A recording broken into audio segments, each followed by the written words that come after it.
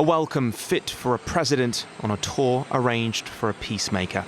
Donald Trump's arrival in the tourist resort of Sharm el-Sheikh in Egypt, likely a fitting scene in the eyes of his administration after securing a ceasefire deal in Gaza. Though some have offered caution about the fragility of the deal and previous ceasefire failings, others have been quick to trumpet Trump's role in the deal. This deal, this once-in-a-lifetime deal, nobody's ever seen anything like what's happening today. And countries have all come together, all different countries. Some liked each other, some didn't, most didn't. And they've all come together. Every country has come together. Everybody that we invited came. So there's a lot of respect. And I think you'll see some tremendous progress. The US president earlier received a hero's welcome in West Jerusalem, the Israeli Knesset standing almost in unison repeatedly as Trump addressed them. And the total focus of Gazans must be on restoring the fundamentals of stability, safety, dignity, and economic development so they can finally have the better life that their children really do deserve after all these decades of horror. Not everyone agreed, however, that the tone of the talk there should be so self-congratulating. להוציא את חבר הכנסת עודה, להוציא אותו מהאולם, להוציא אותו מיד, החוצה, החוצה, החוצה.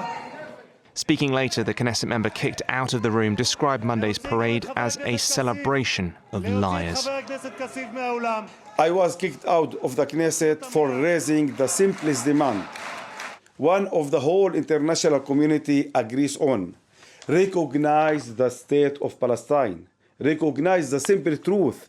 There are two peoples here, and no one is going anywhere. Whether or not the triumph is premature, the deal has already led to real joy.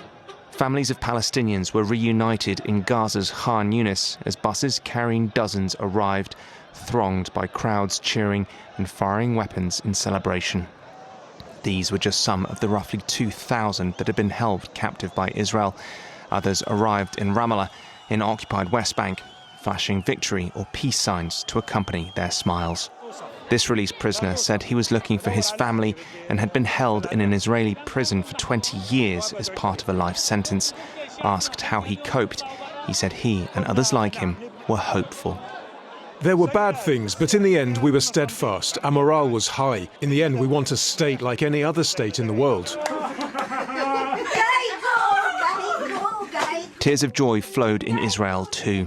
The last of the living hostages still held in Gaza finally returned to their families. Trump, earlier on Monday, met some of those released in previous exchanges. Many affected by this deal will likely credit the US president for helping secure the lives of their loved ones. There are considerable hurdles still to be overcome, not least the rebuilding of Gaza and suspicions that another wave of violence may return before long. But until then, for many, this is a time to focus on the humanity that is still possible, even among the destruction. Flynn, TRT World.